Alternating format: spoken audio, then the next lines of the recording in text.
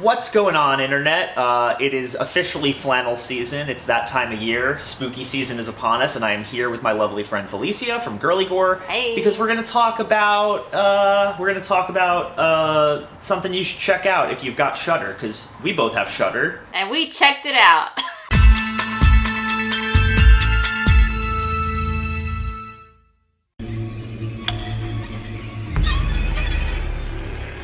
I think I saw something. Spiral, not to be confused with the upcoming Saw spin-off. It's directed by Curtis David Harder. It stars Jeffrey Boyer Chapman, Ari Cohen, and Jennifer Laporte, and it tells the story of a same-sex couple who move into a small town to raise their daughter in a healthier environment. But Malick, the main guy, he's already experienced trauma related to, you know, his identity as a person because he's a black gay man in America. And so he starts zoning in that something's very wrong in these suburbs, and that's the movie. Yeah. That was a pretty solid plot. There you go. Yeah, I mean, I wanted to break down, you know, the as much of it as I could get specific on without getting into spoiler territory. Yeah. So I guess, what was your first impression? I was definitely, like, the whole thing really pulled me in from the get-go because the style in which this story is told is very, it's very disjointed and it's very odd, and the whole movie has this really, like, oppressive sense of wrongness to it from the very beginning. And that doesn't really go away. And so I love when a movie is just, like, dread-fueled, and like, especially with a movie like this, because, you know, given the times we're living in, the theme of this movie and the statement it's trying to make are very, very poignant. Absolutely. I texted you while I was watching and just being like, I'm so stressed right now.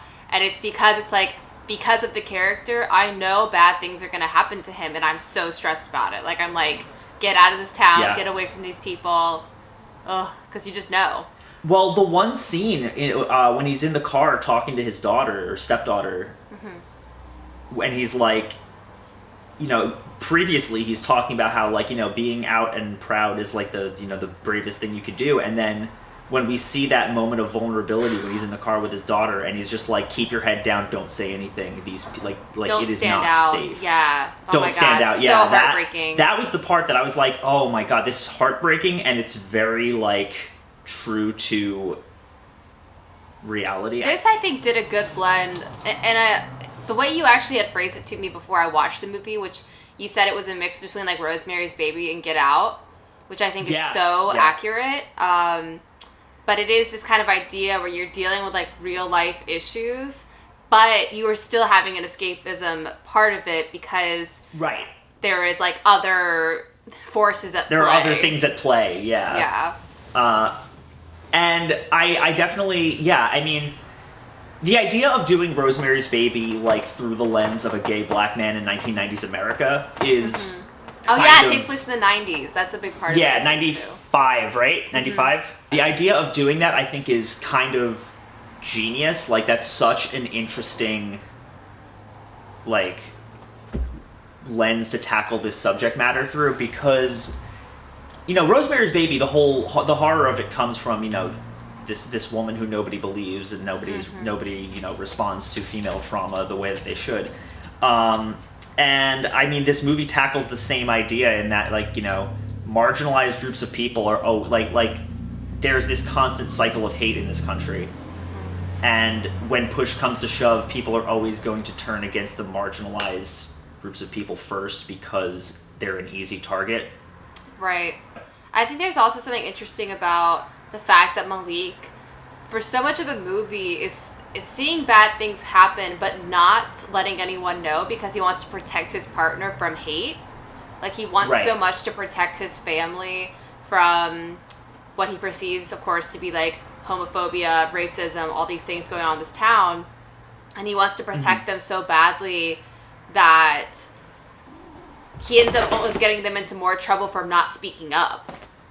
Your cats are out of control. They're so freaking cool. They are just doing this behind me, yeah. They're like, can you yes, chill? it is spooky season, and we are here to tell you.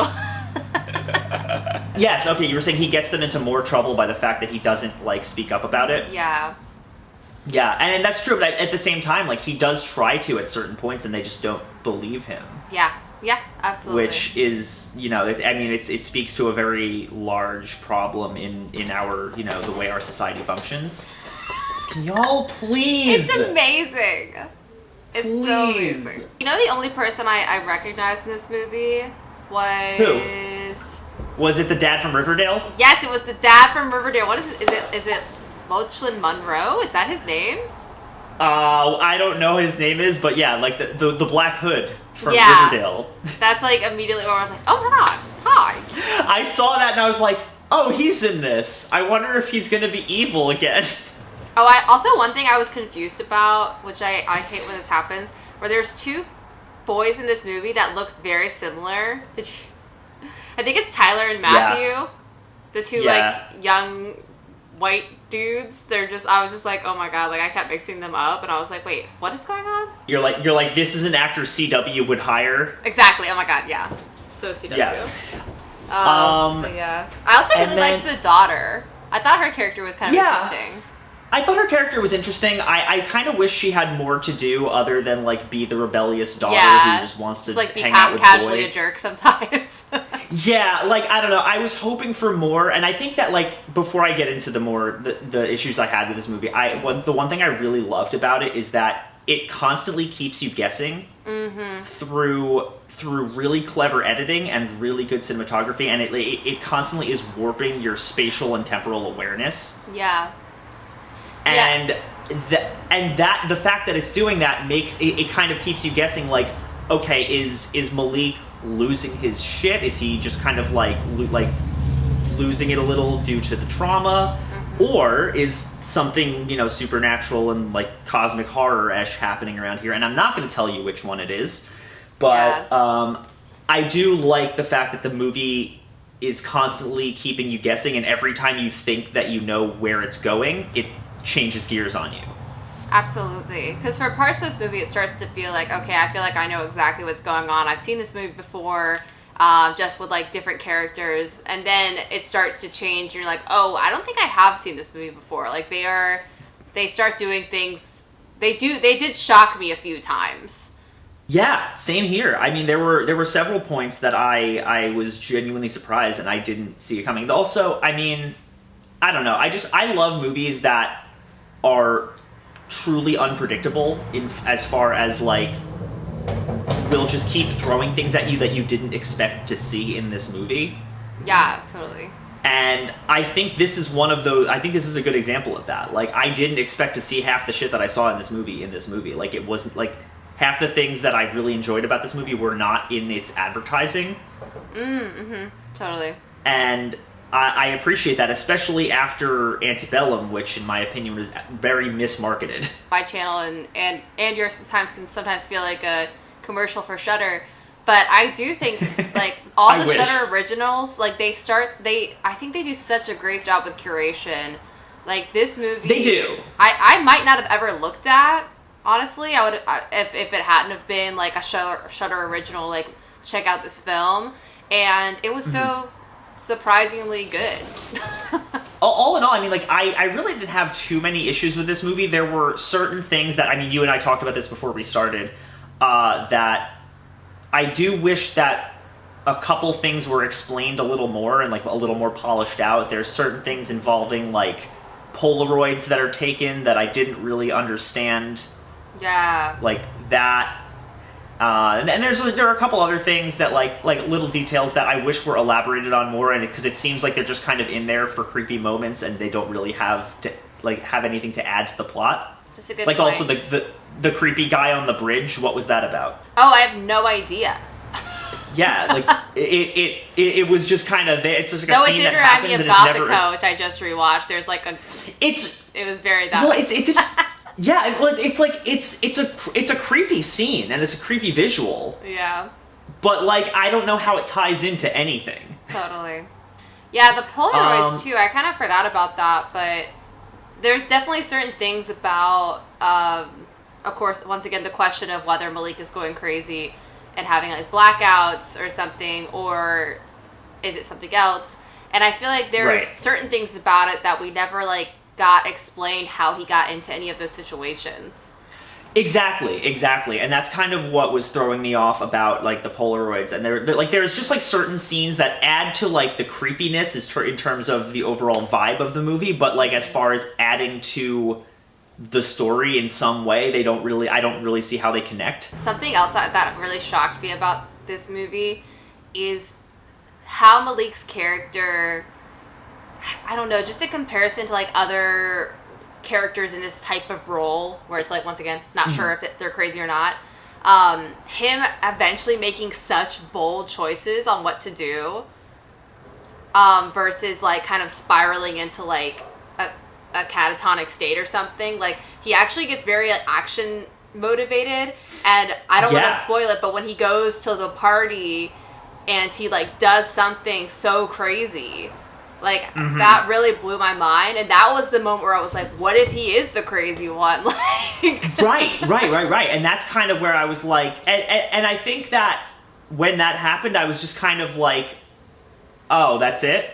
And then it continued. Yeah, and then it continued. And I was like, oh, okay, no, I get it now, and this is awesome. Yeah, totally.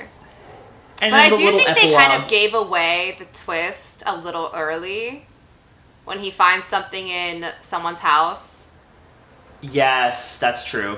That's so at that point, I kind of like knew what it was about, and I kind of wish I didn't know that early. But that's I don't think I picked up on that until after the twist. Okay, that's good. Like happened, but yeah, I mean, like if you do pick up on that before like it gets revealed, then yeah, you're gonna see it coming. We're talking in such a spoiler, not spoiler way. We're just like talking around. Yeah, like we're talking points. so much about spoilers without detail. Sorry about that. Go watch the movie. You'll know what we mean. No, I think definitely watch the movie. It's got a really neat like little epilogue that's tacked on to the end. That was one of my favorite things about it. That was I thought that was brilliant. I thought that, like, it's so rare that you have a movie like this that has kind of this almost like hopeful but bittersweet kind of ending. Totally, yeah. There is hope in it somehow, yeah. Yeah, there is definitely hope in it, and that's like really, that was surprising to me because this was such a bleak movie. Totally. Like, it's beating you down for most of its runtime. Yeah, and it's also just such a, I mean, I typically never like epilogues and always wish they didn't film them. But this is one where I was like really, it kind of took me through a whole other emotional journey where when the epilogue started, I was like, my heart sunk and I was like, no. And then by the end I was like, oh. Yeah, no, same here. I mean, like, it's definitely, it's like a very hopeful ending for a movie like this. I had chills with the epilogue. Like, I thought it was so well done. And I mean, like, the score for this movie is amazing. And so is its cinematography. I don't know. I really liked it. Me too. Yeah, I mean, go check it out on Shudder. It is streaming there right now for all subscribers. And, I think you'll quite enjoy it. I'm gonna say that Spiral is solid. It's a really, really, really good movie. It's definitely unique, and it's something that a lot of viewers of this channel, I think, would quite enjoy. I think this movie is cool. I think it's also really nice to see a gay couple in the main characters of a horror film. I'm excited. I just am excited about that in general. A gay interracial couple at that. Yeah, absolutely. I think that is exciting, and even though it's very much about the plot, the fact they are gay, I still think it's exciting that they're being the couple is at the forefront of the movie. I think is nice. As always, thank you so much for watching. If you like this channel and you want to see more, click down there, like, comment, subscribe. I'm going to leave the link to Felicia's channel down in the description. Go check her out. Go check out her Patreon. Join Horror Movie Club. Listen to her band Quam. Oh my God. It's all really good. It's all good content. Thank you.